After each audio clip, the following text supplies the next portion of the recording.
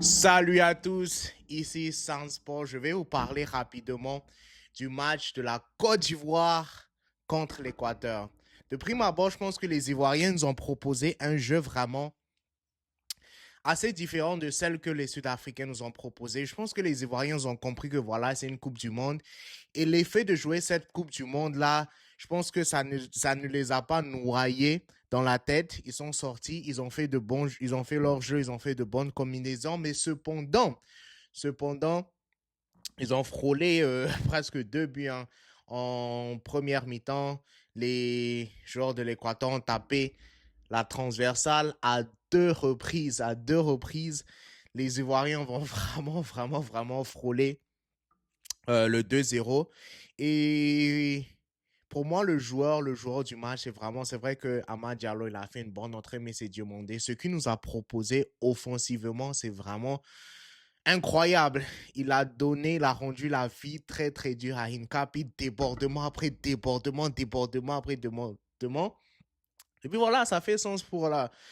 Ça fait vraiment sens pour moi que voilà, il est vraiment convoité par beaucoup de clubs européens. Il a montré toute sa qualité, il n'avait pas peur, débordement après débordement, mais cependant, il faut quand même préciser que il y a eu beaucoup d'espace dès l'entame de ce match-là.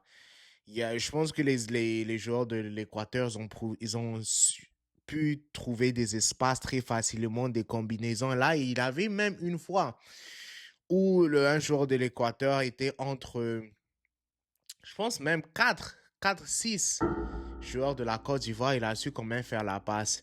Mais je pense que la première mi-temps a été vraiment dominée par les joueurs de l'Équateur. Mais cependant, la deuxième mi-temps, l'histoire est assez différente quand même. Le coach Emer Faye, il lance Amad Diallo et c'est vraiment un entrant gagnant. Je pense qu'il a vraiment marqué les esprits. Je pense que peut-être après, derrière, il y aura une titularisation de Amad Diallo, on ne sait pas, on va savoir. Mais voilà, les combinaisons ont continué, les espaces avec la fatigue et tout se sont encore un peu plus ouverts. Et puis voilà, la Côte d'Ivoire a marqué et c'est super, c'est super. Compte rendu qu'ils n'étaient pas vraiment favoris au coup d'envoi de ce match-là, mais ils sont partis arracher cette victoire-là. Ils ont pris 3 points. C'est vraiment très important pour la suite de la compétition, sachant qu'ils vont rencontrer d'autres pays, notamment l'Allemagne et tout, qui a fait 3-1.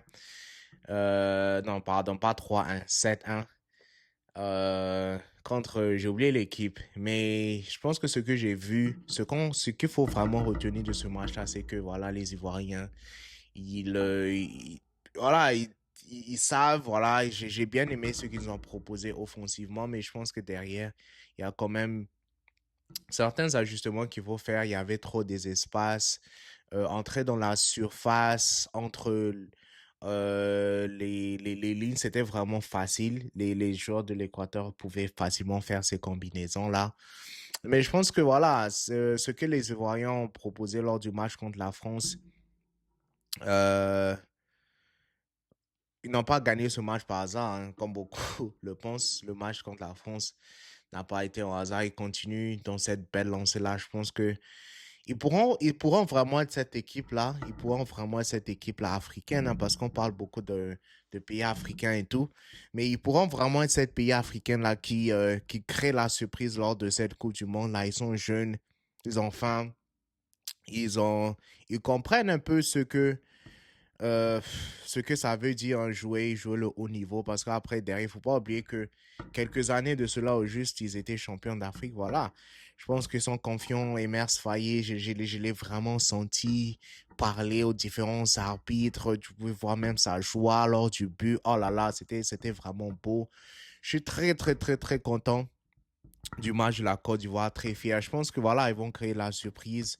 Je pense que beaucoup peut-être ne les attendaient pas, mais vraiment, le match de la France, ils ont battu la France. Maintenant, ils ont battu l'Équateur. Mais après, l'Équateur, c'est pas n'importe qui quand même, parce que je sens que tout le monde banalise chaque victoire, mais l'Équateur, c'est pas une petite équipe, hein. Vous avez Pacho, les gars. Pacho.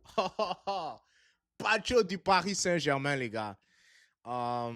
Et puis, vous avez aussi Concedo de Chelsea. Vous avez Hincapi d'Arsenal. C'est vraiment une équipe, quand même, qui sont assez solides, hein, qui jouent avec des joueurs qui évoluent dans des championnats importants. Mais voilà, derrière, ce qu'on retient, c'est que la Côte d'Ivoire, ils ont joué leur jeu, ils n'ont pas été timides, ils se sont trouvés. Je pense que ils ont gagné, oui, certes, par un but d'écart, mais je pense que l'addition pouvait être encore plus lourde, hein, pour la Côte d'Ivoire, parce que ce qu'ils ont proposé en deuxième période, c'était vraiment fabuleux. Mais après, derrière, moi, je pense que entre, je pense, Pelé, oh, pardon, pas Pelé, Pépé, Nicolas Pépé, et puis un autre joueur là qui joue devant. Je pense qu'il y a quand même un problème de positionnement parce que vous allez voir que à maintes entreprises, dans beaucoup d'occasions, pardon, et spécialement dans la première mi-temps, c'est comme si, voilà, ils se gênent un peu, ils sont encore dans les mêmes espaces. C'est vrai, aujourd'hui, ils ont joué 4-4, 4-4-2. Ils ont commencé avec le 4-4-2, mais moi, je pense que, voilà, il faut peut-être passer en 4-3-3. Mais après, voilà, on va voir ce que le coach va décider de faire. Mais voilà, c'est vraiment une très bonne entame de compétition, la Côte d'Ivoire. Je pense que finalement, les pays européens et tout vont commencer à respecter l'Afrique. Voilà, parce que déjà, derrière, pourquoi on n'a que 10 équipes qualifiées pour la Coupe du Monde? Enfin, c'est très bien, mais après, derrière, je pense que beaucoup plus de pays africains, ou bien l'Afrique maintenant répond au rendez-vous de grandes compétitions. On espère bien que on pourra partir jusqu'au bout. Le Maroc, qui a tenu en échec les Brésiliens hier, ça a vraiment fait fort. J'espère que voilà, le Congo joue mardi contre le Portugal. Je ne vais pas supporter le Portugal pour ce match-là. Je sais juste que j'aime Cristiano Ronaldo, c'est mon joueur le préféré, c'est mon GOAT.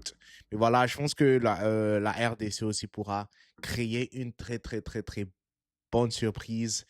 Euh, voilà, moi après, je pense qu'on a quelque part, hein, je sais pas, mais avec le buzz de la SAP qu'ils ont fait, je pense on a déjà entamé notre Coupe du Monde bien avant l'heure.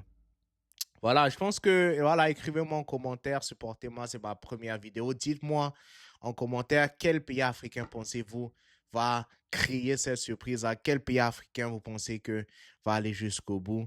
Et puis, écrivez en commentaire, criez pour que je sais que vous avez regardé cette vidéo jusqu'à la fin.